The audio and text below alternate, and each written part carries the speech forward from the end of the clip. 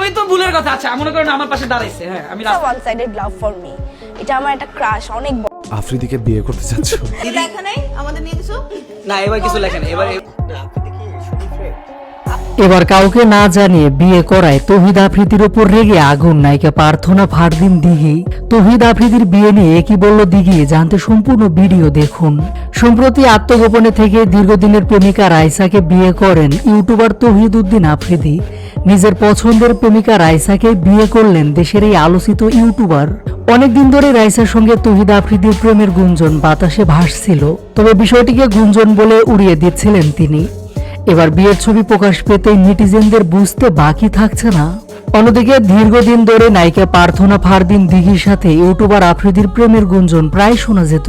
তবে বরাবরই সামাজিক যোগাযোগ মাধ্যমে তৌহিদ আফ্রিদি এবং দিঘি একে অপরকে বন্ধু এবং ভাই বোন হিসেবে পরিচয় করিয়ে দিতেন। তবে এরপরও সামাজিক যোগাযোগ মাধ্যমে প্রায় গুঞ্জন উঠত তৌহিদ আফ্রিদির সঙ্গে প্রেম করছে দিঘি।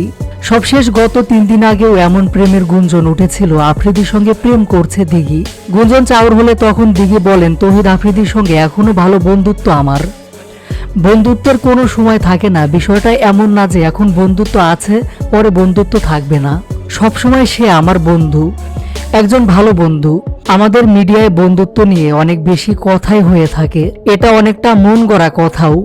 সব মিলে আমি বলবো আফ্রিদি সবসময় আমার ভালো বন্ধু ছিল, আছে, থাকবে। তবে এবার কাউকে না জানিয়ে গোপনে বিয়ে করায় আফ্রিদির উপর রেগে আগুন হয়ে আছেন প্রার্থনা ফারদিন দিঘি। সেই সাথে অবাকও দিঘি।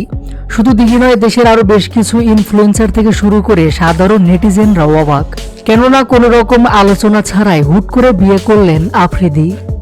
মূলত সবারই ধারণা ছিল দিঘিকেই বিয়ে করবে আফ্রিদি। সামাজিক যোগাযোগ মাধ্যমে তাদের খুনসুটি ছিল বেশ জমজমাট। তবে সবার ধারণা ভুল প্রমাণিত করে টিকটকার রাইসাকে বিয়ে করলেন আফ্রিদি।